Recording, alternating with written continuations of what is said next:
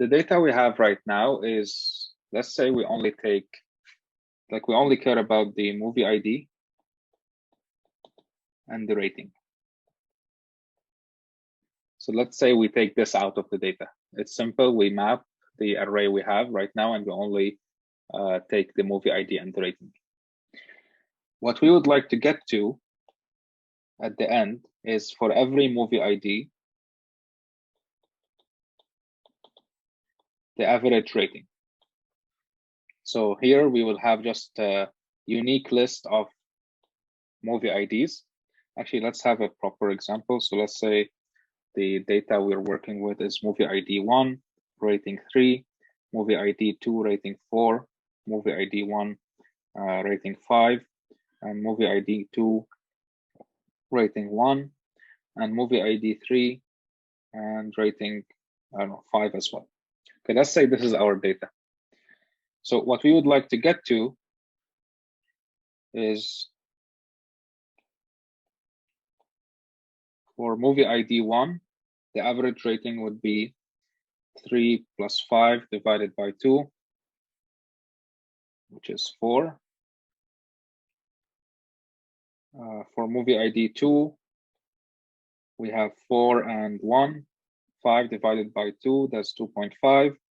And for movie ID 3, we just have one rating, which is 5. That's the end result we would like to get. Actually, we would like to get for the highest average rating. So then after we get to this point, we can apply the maximum on the average rating, and we can get the highest average rating. So the first step is going to be getting to a point where we have key value pairs, where the key is the movie ID and the rating is the value. So let's say we map the data into this structure. Is this good enough data to get us to the average rating?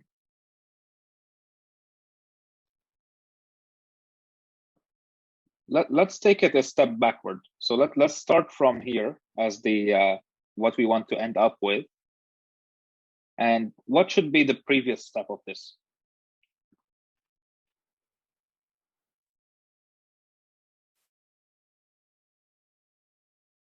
Anyone? Like what data should I have here to get me to this? Movie ID, the number of ratings, and the sum of those ratings. Okay, so for every movie ID, I should have the sum of ratings and the count of how many ratings it has. So in this case, for movie 1, I would have 3 plus 5, that's 8, and count 2. For movie 2, I would have 4 plus 1, that's 5, and count 2. And for movie 3, I would have 5, the sum of rating, and count 1. Does everyone agree with this? Yep. So this data, if I have it, I'd be able to easily calculate the average rating, because then I would just map and do for every movie ID, the sum divided by the count. So, which means that from our original data that we want to reduce by the movie ID, we want two things. We want the rating that we will be summing them up to get the sum, and we also want the count. So to get the count, we can basically give a value of 1 for every single rating, and then sum those up based on the matching of the movie ID. Which means that with the data I'm starting with here is not enough. So first I need to get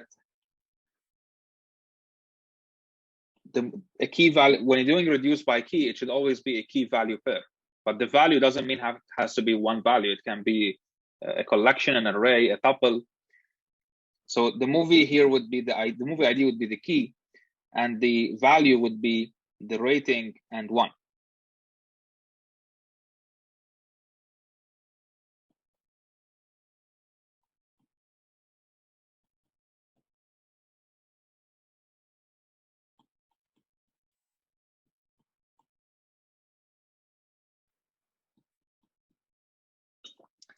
Okay, so now we have these keys, which are the this is the key, which is the movie ID, and the other one is the value. Now, if we do reduce by key, I don't know what colors to choose.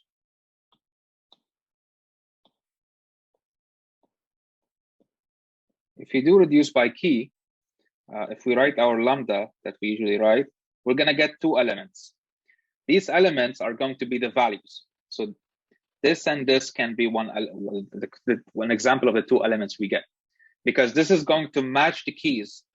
So 1 and 1 will be matched, and we're going to get two values of that key. And then it's going to be reduced to something. If you remember when we said about the reduce takes two elements, and it has to return an element that is of the same type as the input. Can anyone remind us why is that?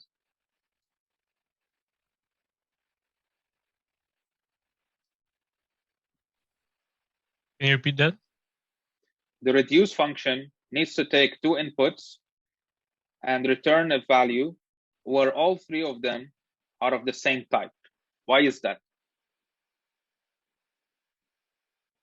Because at step 1, Z will become the X of step 2. Like the output of one becomes the input of the other until there's nothing to be reduced.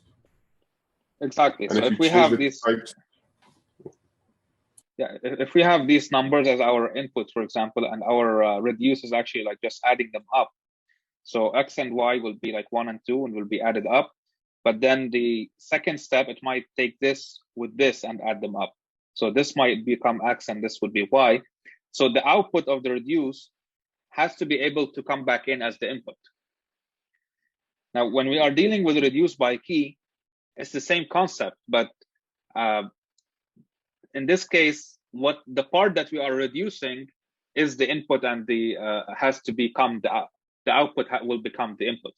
In other words, in this case, the reduce by key is going to take these values and reduce them that where the key is matching, and therefore the output of this reduce by key has to be similar to the input. So the output here also has to be a tuple that has two values.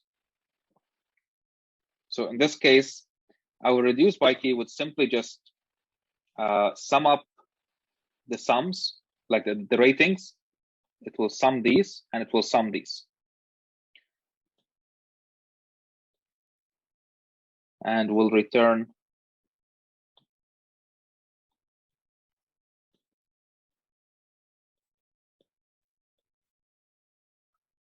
so after this reduce by key, we're going to get to this. And then we can map and get to this. Anyone have any questions?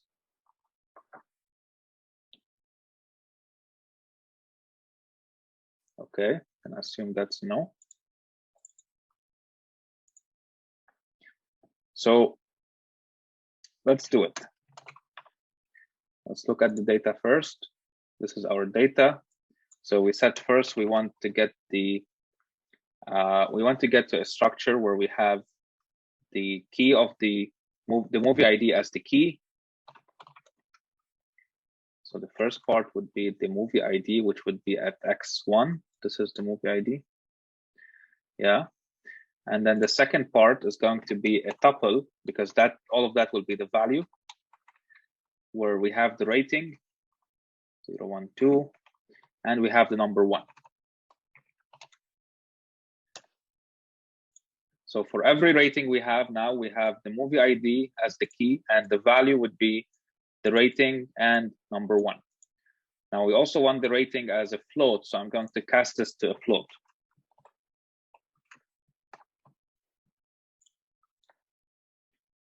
Okay.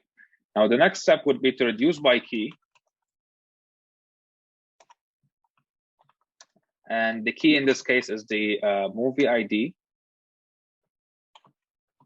So what we will do is we will sum up the ratings where the movie ID matches, and we will sum up the occurrences where the movie ID matches.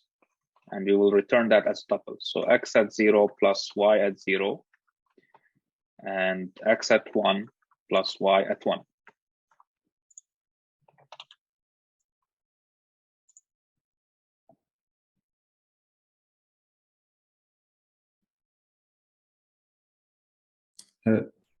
Isn't it X? Oh, never mind.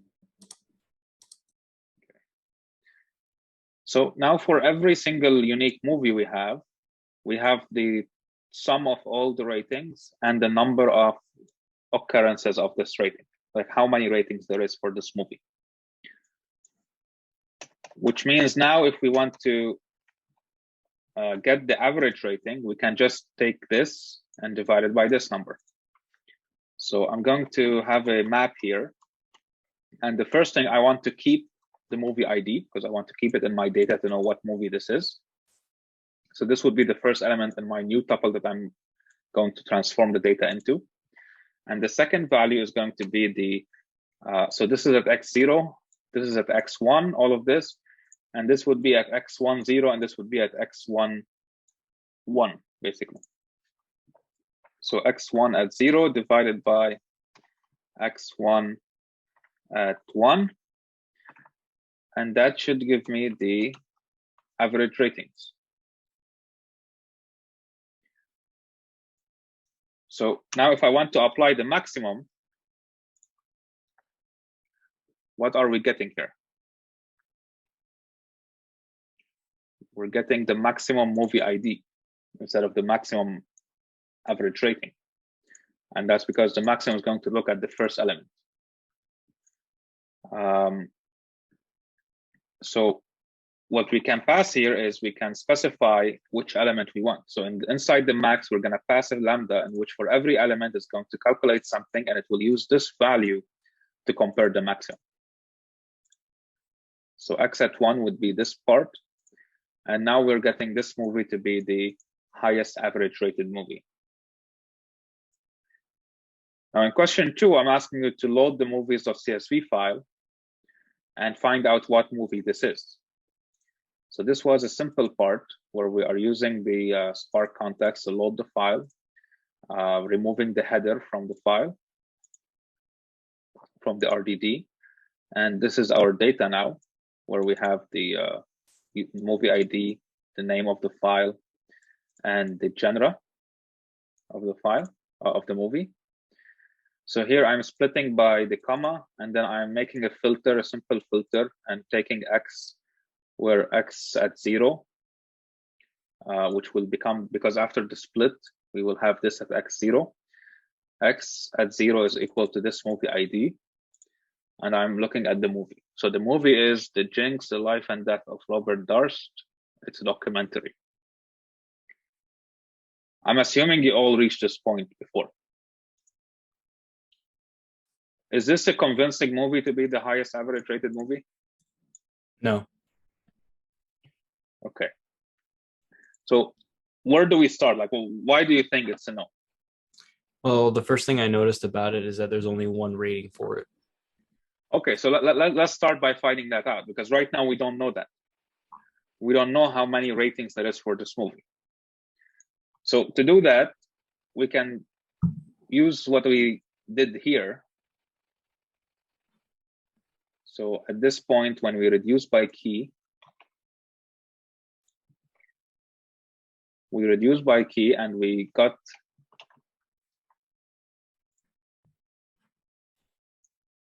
I think we allocated for ratings RTD something.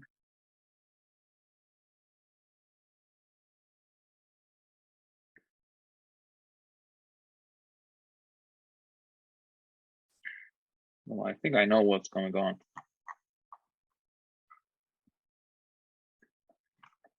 I think because I used the variable header the same here. From what I did, like I always had that error. So what I did is like rerun all the data from before, and then it would work again. Yeah, but even right now, if I rerun everything sequentially, it will also cut the crash. And that's because I'm using the header name, the same header name that I used here. But if you remember, the RDDs are not being processed until you do an action on them. So this ratings RDD is filtering out the header. So once it gets called here, the header now has a different value. So the actual header doesn't get filtered out, and now it's trying to map to something or split on data that cannot be converted to float, basically, something like that. So to solve that, I'm just going to use a different name here, like header movie and header movie. So this should solve it.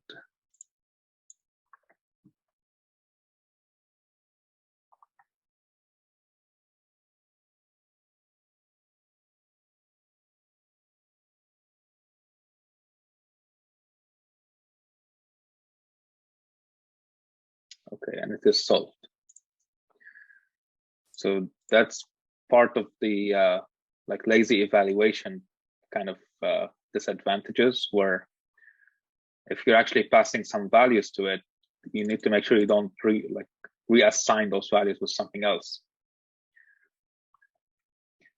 Anyway, so here we have, after we reduce by key, for every movie ID, we have the sum of the movies, sum of the ratings, and the number of ratings it has. So at this point, we can even like filter. If we want to have a filter, we can look at our movie.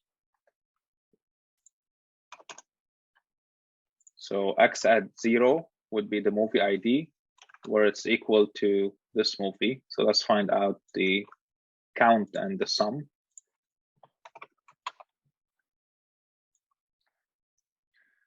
So this movie has 1 rating and it's a 5, which I'm assuming there's multiple similar to that as well. So that's not a good thing. Like if a movie has only 1 rating, it probably means that it doesn't have a rating. Like in the way you would judge it, like it's not rated yet. So how to get the average rated movie is not something that like it has a perfect answer. But like if you look at IMDb, for example, I believe they use a weighted average. So instead of every single rating have an equal weight over everything, like you just sum them up and divide by the number of rating, every rate would have a weight. For example, if a user already have rated like 100 movies, that rating would have a more effect on the rating of the movie than a user that just created an account and just started rating their first movie. If a user is a movie critic, for example, they would be their rating would have more effect than a normal user, and things like that. In our case, we don't want to complicate things. We can just follow a simple strategy in which we filter out the movies that don't have like enough ratings, and enough in our definition of enough. So I will follow, for example, 20 ratings. So if a movie does not have more than 20 ratings, I'm removing it from the list. Like it's not part of the movies that we are looking into to get the highest rated average movie, or highest average rated movie. So at this point, before this filter, we have the data of the movie ID, the sum of all the ratings, and the count of how many ratings we have for this movie. So I can filter out where at x, this is x at 0, this is x at 1, this is x at 1, 1. So x at 1, 1 is greater than 20. So if it is greater than 20, it will be true, the movie will stay. If it's not, it will not stay.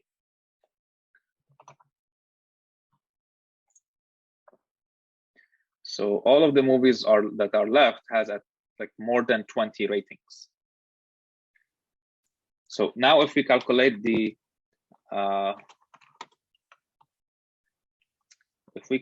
average, so this would be x at 1, 0 divided by x at 1, 1, and we get the max.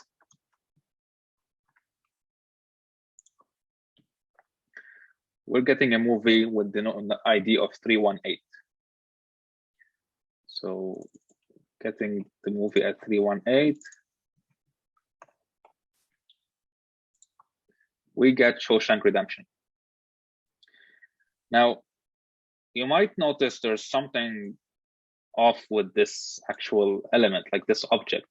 All our objects, or we thought it had 3 elements in the array. Like one, this is the movie ID, this is the name of the movie, and this is the genre.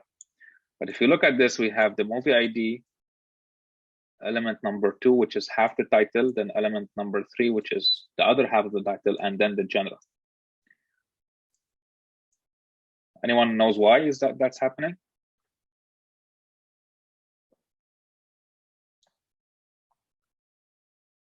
It was split somehow with the when you did X dot split. There's a comma inside the movie title. Yeah, so the actual name of the movie has a comma. And the way the CSV file is and the way the data is bypassing that is, or not bypassing that, but like formatting it, is by starting any title that has a comma inside of it with the double quotations. So you can notice the actual string here starts with double quotations and the other part ends with double quotation. So if there's a double quotation of the element, we should be ignoring the comma when we are splitting. Like we shouldn't be splitting based on this comma.